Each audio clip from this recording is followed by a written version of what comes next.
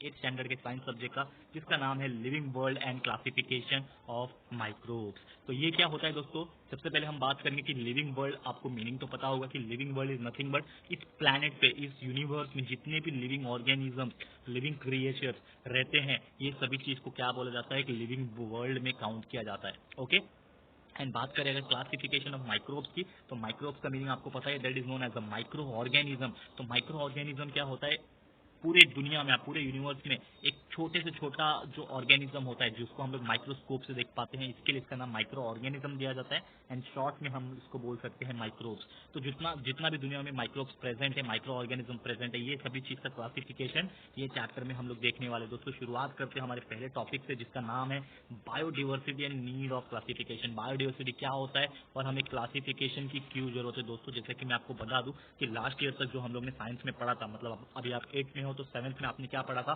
Mainly अर्थ पे organism कैसे आए ये पढ़ा था, एडाप्टेशन कैसे हुआ, उनकी जोग्राफिक रीजन कैसी थी, कहाँ रहते थे, क्या खाना खाते थे, किस तरीके का खाना खाते थे, अपने आप को कैसे डिफेंस करते थे, कैसे बचाते थे दूसरे एनिमल से, अडाप्टेशन कैसे एक प्राणी से दूसरा प्राणी बना। दोस्तों एडाप्टेशन अपने अंदर जो चेंजेस है वो कैसे लाया, मेनी डिफरेंसेस और observe in organism of same species, अलग अलग या फिर सेम स्पेसीज में भी कैसे ऑब्जर्वेशन हुए, ये सभी चीज यहाँ पे आपने पढ़ा हुआ है 7th स्टैंडर्ड में। लेकिन बात करें, अगर मैं आपको एक जनरल नॉलेज के हिसाब से बताऊं, तो 2011 सेंसस में आप देखोगे दोस्तों, तो 87 मिलियन ऑफ स्पीसीज हमारे लिविंग ऑर्गेनिज्म जो है प्रेजेंट है। कब की बात बोल रहा हूँ, ये 2011 के सेंसस की बात कर रहा हूँ दोस्तों। तो 2011 के सेंसस के हिसाब से लगभग 87 मिलियन स्पीसीज, मतलब इतने टाइप के लिविंग ऑर्गेनिज्म। और आपको पता ही है कि 1 मिलियन मतलब 10 लाख होता है, तो आप इमेजिन कर सकते हो कितना ह्यूज अमाउंट ऑफ नंबर है। तो 87 मिलियन स्पीसीज हमारे लिविंग ऑर्गेनिज्म हमारे अर्थ पे प्रेजेंट थे, लैंड के अंदर भी और सी जो होता है समुद्र के अंदर भी प्रेजेंट है।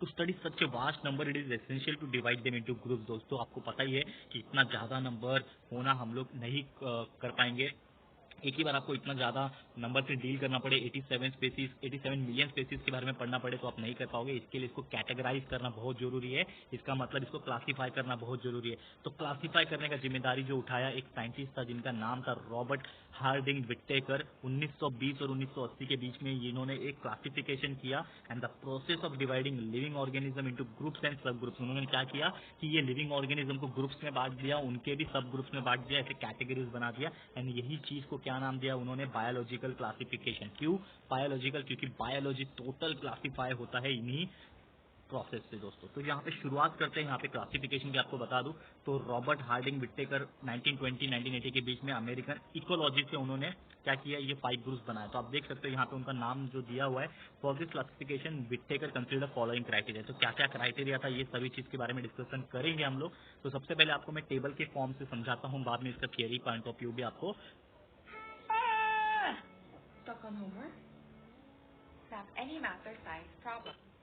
समझा दूंगा दोस्तों, ठीक है। तो सबसे पहले लिविंग ऑर्गेनिज्म हम देख सकते हो कि लिविंग ऑर्गेनिज्म 2 हिस्सों में डिवाइड होते हैं। एक हिस्सा होता है आपका प्रोकैरियोट, दूसरा हिस्सा होता है यूकैरियोट। तो लिविंग ऑर्गेनिज्म जो है वो 2 तरीके से डिवाइड होते हैं, प्रोकैरियोट्स एंड यूकैरियोट। अब प्रोकैरियोट्स का मतलब क्या होता है, यूकैरियोट्स का मतलब क्या होता है, वो पहले तो आपको समझना पड़ेगा दोस्तों। आप लोग 8th स्टैंडर्ड में है तो ज्यादा तो मैं डीप में नहीं जाऊंगा, क्योंकि यही सेम चीज आप लोग 11th में भी पढ़ोगे दोस्तों, यही सेम चीज एकदम एग्जैक्टली, क्योंकि मैं 11th को भी पढ़ाता हूं तो यही सेम चीज है, लेकिन वहां पे थोड़ा सा ज्यादा डीप में दिया हुआ और आप लोग को सिर्फ इंट्रोडक्शन दिया हुआ है, बेसिक दिया हुआ है। तो मैं आपको बता दूं सबसे पहले कि प्रोकैरियोट का मतलब होता है सेल। आपको पता ही होगा दोस्तों, सेल आपने पढ़ा है पहले भी।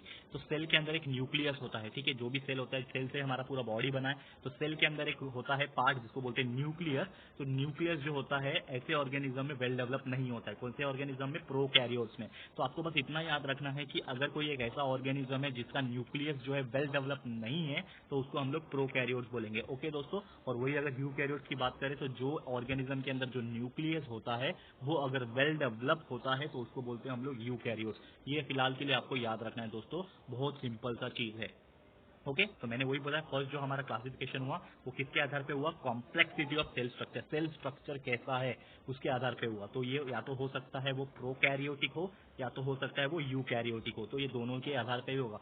आपको एक बार और बता दूं, प्रोकैरियोटिक का मतलब जिसके अंदर न्यूक्लियस वेल डेवलप नहीं होता है, और यूकैरियोटिक का मतलब जिनके अंदर न्यूक्लियस वेल डेवलप होता है। अब बढ़ते हमारे अगले क्लासिफिकेशन की तरफ। तो प्रोकैरियोट जो है वो डिवाइड होता है यूनिसेल्युलर में। ठीक है। और यूकैरियोट दो हिस्से में डिवाइड होता है, unicellular as well as multicellular. तो प्रोकैरियोट जो डिवाइड हुआ यूनिसेल्युलर में, तो यूनिसेल्युलर क्या होता है, it is made up of only one cell, मतलब ऐसे ऑर्गेनिज्म जो जिसके अंदर सिर्फ एक ही सेल होता है। यूनि का मतलब क्या होता है, एक, सिंगल, तो सिर्फ एक सेल से बनने वाले जो जीव होते हैं उसको बोलते हैं यूनिसेल्युलर। और उसका एग्जांपल आप देखोगे तो किंगडम मोनेरा एक एग्जांपल है उसका। किंगडम मोनेरा के अंदर बहुत सारे छोटे छोटे माइक्रो ऑर्गेनिजम्स आते हैं, उसका एग्जांपल कभी और हम लोग डिटेल में पढ़ेंगे जब आप लोग को ये सब्जेक्ट में आगे आगे जब चैप्टर बढ़ोगे, आप ये चैप्टर वाइज आगे बढ़ोगे ये सब्जेक्ट के अंदर, तो आपको समझ में आ जाएगा। तो आपको फिलहाल याद रखना कि प्रोकैरियोट का एक टाइप है यूनिसेल्युलर जिसमें होते हैं किंगडम मोनेरा। और वही अगर मैं बात करूं यूकैरियोट्स की, तो दो टाइप में डिवाइड थे, यूनिसेल्युलर में एज वेल एज मल्टीसेल्युलर में। यूनिसेल्युलर का एग्जांपल है किंगडम प्रोटिस्टा, मतलब किंगडम प्रोटिस्टा यूनिसेल्युलर कैटेगरी में आता है, लेकिन वो यूकैरियोट्स के कैटेगरी में आता है। और वही दूसरा क्लासिफिकेशन है मल्टीसेल्युलर, इसमें आपका बहुत वास्टली डिवाइड हो गया है, बहुत तीन हिस्से में डिवाइड हो गया, आप देख सकते हो। तो मल्टी सेल्युलर यूकैरियोट जो होते हैं वो तीन हिस्से में डिवाइड होते हैं। पहला हिस्सा है किंगडम फंगाई, दूसरा हिस्सा है किंगडम प्लांटे, आपका तीसरा हिस्सा है इसमें किंगडम एनिमलिया। तो ये क्या है हम लोग डिटेल में देखते हैं, लेकिन यहाँ पे भी नजर डाल देते हैं एक बार कि मैंने बोला कि कॉम्प्लेक्सिटी ऑफ ऑर्गेनिज्म के हिसाब से दो हिस्से में डिवाइड हुआ, यूनिसेल्युलर और मल्टी सेल्युलर। ओके, अब थर्ड वन जो आपका क्लासिफिकेशन है किसके ऊपर बेस करता है, mode of nutrition. Mode of nutrition क्या होता है, किस तरह से जो न्यूट्रिशन है वो मिलता है ये पर्टिकुलर ऑर्गेनिज्म। अब न्यूट्रिशन का मतलब क्या होता है कि जो भी आप खाते हो उससे ताकत मिलना, एनर्जी मिलना, उसको बोलते हैं हम लोग न्यूट्रिशन। तो यहाँ पे अगर मैं बात करूँ, जैसे कि मैंने बोला कि ये जो मल्टीसेलुलर ऑर्गेनिज्म है ये तीन हिस्से में डिवाइड हुआ। तो पहला मैं बात करूंगा किंगडम फंगाई। इसमें क्या होता है कि सेल वॉल जो है वो प्रेजेंट होता है, but organism can't perform photosynthesis. मतलब फोटोसिंथेसिस प्रोसेस तो आपको पता ही होगा कि प्लांट्स के केस में क्या होता है, फोटोसिंथेसिस हम कर पाते हैं, मतलब प्लांट्स कर पाते हैं। क्यों कर पाते हैं, क्योंकि उसमें क्लोरोफिल नाम का एक पिगमेंट प्रेजेंट होता है। ओके, तो सनलाइट का यूज करके वो फोटोसिंथेसिस प्रोसेस कर पाता है, जिससे उनको एनर्जी मिल पाती है। Download Byju's, the all-new and personalized learning app. Class में पीछे वाले बेंच पे बैठ के मजा तो बहुत आता है, पर पढ़ाई बिल्कुल नहीं होती। एक चीज करो, पाती है। लेकिन यहाँ पे मैं फंगाई की बात करूँ तो फंगाई में क्लोरोफिल प्रेजेंट नहीं होता है, जिसके लिए वो फोटोसिंथेसिस प्रोसेस परफॉर्म नहीं कर पाता है। ओके, वही अगर किंगडम प्लांटे के हिसाब से बात करूँ तो इसमें सेल वॉल प्रेजेंट तो रहता है और साथ में फोटोसिंथेसिस प्रोसेस भी परफॉर्म हो पाता है। मतलब जितने भी प्लांट्स हमारे वर्ल्ड में, यूनिवर्स में प्रेजेंट है, they can prepare their own food, वो लोग अपना खाना खुद ही बना सकते हैं। और जो मैंने यहाँ पे थर्ड कैटेगरी जो मल्टीसेलुलर का जो थर्ड हिस्सा जो है, इसके अंदर आपको मैं बता दूं तो जितने भी टाइप के एनिमल्स आ जाएंगे ये सभी के सभी क्या आ जाते हैं, किंगडम एनिमलिया में आ जाते हैं। और इसका एक खासियत ये है कि इनके सेल वॉल नहीं होते, नो सेल वॉल। सेल के ऊपर एक कवरिंग होती है, उसको सेल वॉल बोलते हैं। तो सेल के ऊपर कवरिंग इसमें प्रेजेंट नहीं होती है, बाकी ये दोनों में प्रेजेंट होती है। तो ये तो हम लोग ने यहाँ पे क्लासिफिकेशन पढ़ लिया, लेकिन यहाँ पे जो कैटेगरी है किस हिसाब से यूज है, तो मैं बता रहा था आपको मोड ऑफ न्यूट्रिशन। तो मोड ऑफ न्यूट्रिशन में प्लांट्स क्या होते हैं, ऑटोट्रॉपिक होते हैं, मतलब उसमें फोटोसिंथेटिक प्रोसेस जो है होता है। वही अगर फंगस की बात करें तो वो सैप्रोफाइटिक होता है। सैप्रोफाइटिक मतलब क्या होता है, किसी और चीज के ऊपर डिपेंड रहना खाने के लिए। मतलब वो लोग क्या करते हैं, जितने भी फंगस होते हैं ना, डेड मरी हुई चीजें, डेड ऑर्गेनिक मैटर, सड़ी हुई प्लांट, सड़े हुए एनिमल्स के बॉडी वगैरह, इनके ऊपर ग्रो करते हैं, उसी से जो है अपना न्यूट्रिएंट जो है एब्जॉर्ब करते हैं और खाना नहीं बनाते, खाना उसी से एब्जॉर्ब करके खा लेते हैं। ओके, एंड बात करें एनिमल्स की, तो एनिमल्स क्या होते हैं, हेट्रोट्रॉपिक होते हैं। जैसे कि अगर बात करें हम लोग ह्यूमन बींग्स भी क्या है, एनिमल्स है। टाइगर लायन की बात करें, ये भी क्या है, एनिमल्स है। तो हम लोग खुद से खाना नहीं बनाते, हम लोग किसी और के ऊपर डिपेंड रहते हैं। तो अभी बात ये होती है कि यार ह्यूमन बींग्स तो खुद का खाना खुद बनाते हैं दोस्तों। ये जो हम लोग खाना बनाते हैं वो तो ठीक है, हम लोग फिजिकल वर्क करते हैं, वो तो खाना बनाना नहीं कहते हैं। खाना बनाना मतलब खुद के अंदर खुद का एनर्जी प्रोड्यूस करना, उसको बोलते हैं हम लोग। तो हम लोग ऐसा नहीं करते, हम लोग किसी और के ऊपर डिपेंड करते हैं कि हम लोग को चावल कहाँ से ग्रो करना पड़ेगा, वो चावल को लेके आएंगे, फिर पका के खाएंगे। वही अगर दाल रहेगा या फिर कोई और चिकन हो गया, ये सब चीज़ हम लोग को दूसरे के ऊपर डिपेंड होना पड़ता है। अगर वहाँ से मिलेगा तो ही हम लोग खा पाएंगे। खुद की एनर्जी अपने आप धूप से हम लोग को एनर्जी नहीं मिलती है जैसे कि प्लांट में मिलती है। तो हम लोग इसके लिए क्या है, हेट्रोट्रॉपिक है एंड इंजेस्टिव है, मतलब किसी चीज़ के ऊपर हम लोग खा सकते हैं जाके। ओके, ये तो हो गया तीसरा मोड ऑफ न्यूट्रिशन। वही अगर चौथा में बात करूँ तो लाइफस्टाइल कैसा है, प्लांट्स जो होते हैं वो प्रोड्यूसर्स होते हैं, वो प्रोड्यूस करते हैं। वो प्रोड्यूस क्या करते हैं, जैसे कि प्लांट्स आपको पता है क्या प्रोड्यूस करते हैं, चावल, दाल, गेहूं, ये सभी चीज जो है प्लांट्स खुद ही बनाते हैं, खुद ही प्रोड्यूस करते हैं।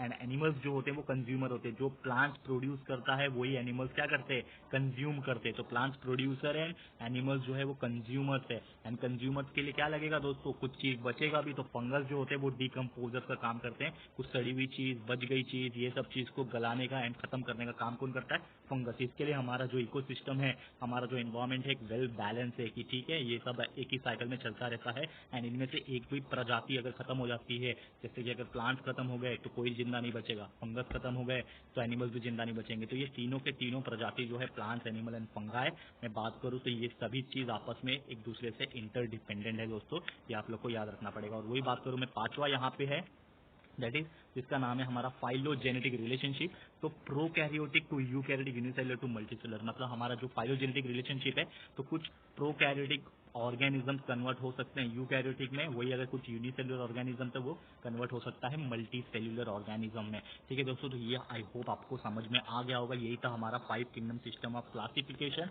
बात करें आगे की तो ये हम लोग आगे पढ़ेंगे डिटेल में कि ये जो 5 किंगडम जो हम लोग ने पढ़ा, ठीक है ना, बारी बारी से जो मैंने आपको बताया कौन कौन सा 5 किंगडम, एक तो मोनेरा पढ़ लिया, प्रोटिस्टा पढ़ लिया, फंगस बोला, प्लांट बोला एंड एनिमलिया बोला। तो ये पांचों किंगडम को अलग अलग एक्सप्लेन किया गया है, यहाँ पे आप देख सकते हो। तो ये हम लोग अगले लेक्चर में देखेंगे दोस्तों, नहीं तो आज का लेक्चर वीडियो लंबा हो जाएगा। और आप लोग 8 स्टैंडर्ड के लिए आज हमारा पहला लेक्चर है, तो मैं आपको जस्ट एक इंट्रोडक्शन ही बताना चाह रहा था और ये वर्क कैसे करता है ये मैं बता रहा था। तो आज हम लोग यही कंक्लूड करेंगे। अगला जो भी डिटेल में पढ़ना है हम लोग नेक्स्ट लेक्चर नंबर 2 में हम लोग पढ़ेंगे। तो आप लोग को आज का सेशन कैसा लगा है दोस्तों, प्लीज हमें कमेंट करके बताइएगा, क्योंकि एक नया इनिशिएटिव मैंने शुरू किया है। तो सबसे पहले तो मैंने सोचा नहीं था हमारे यूट्यूब चैनल में कि मैं बिलो 9 स्टैंडर्ड के वीडियो बनाऊंगा, लेकिन दोस्तों मुझे पता है लॉकडाउन का स्थिति, आप लोग क्लासेस वगैरह नहीं जा पा रहे हो, तो मुझे पता है तो आप लोग को भी पढ़ना अच्छा लगता होगा। दैट्स वाई यहाँ पे मैं एक इनिशिएटिव ले रहा हूँ, आप लोग के लिए मेहनत कर रहा हूँ। संडे के दिन मैं वीडियो नहीं डालता हूँ यूजुअली, तो आज मैं आपके लिए वीडियो बनाकर लेके आ रहा हूँ, एक मेहनत कर रहा हूँ अपनी तरफ से। तो प्लीज ये मेहनत को जाया मत कीजिए दोस्तों, प्लीज पढ़ाई कीजिए। थोड़ा सा कंसेप्शन, मैं ज्यादा लंबा वीडियो नहीं बनाता हूँ, 10 से 15 मिनट का वीडियो बनाता हूँ। अगर आप एक दिन में सिर्फ एक वीडियो देखोगे 10 से 15 मिनट का, तो आप लोग थोड़ा बहुत तो पढ़ाई कर ही लोगे लॉकडाउन में। एंड ट्रस्ट में दोस्तों, अगर ऐसे ही चलता रहेगा तो दोस्तों आप लोग इतने अच्छे हो जाओगे पढ़ाई में कि आप लोग जब स्कूल खुलेगा तो कंसेप्चुअल नॉलेज आपका इतना स्ट्रांग हो जाएगा, आप लोग अपने फ्रेंड्स से आगे निकल जाओगे पढ़ाई में दोस्तों, इतना मैं आपसे गारंटी लेता हूँ। और आपको जिस तरीके से मैं पढ़ाता हूँ होपफुली आपको पसंद आएगा मेरा तरीका पढ़ाने का, एंड कंसेप्चुअल नॉलेज भी आपको मिलेगा दोस्तों, एंड फन भी होगा दोस्तों। तो ये सब चीज़ के लिए हमारे चैनल पे जुड़े रहिए दोस्तों। तो इसके लिए आपको चैनल पे सब्सक्राइब करना पड़ेगा, एंड ये वीडियो को ज़्यादा से ज़्यादा शेयर करो, रीच करवाओ, जहाँ पे आपके स्टूडेंट है 8 स्टैंडर्ड के, बाकी स्टैंडर्ड्स के भी है तो उनको रीच करवाओ, ताकि वो भी अपने रिलेटिव फ्रेंड्स को एंड जो भी अपने ब्रदर सिस्टर थे उनको ये वीडियो शेयर करते हैं एंड दिखा सके। तो दोस्तों कैसा लगा है प्लीज़ लाइक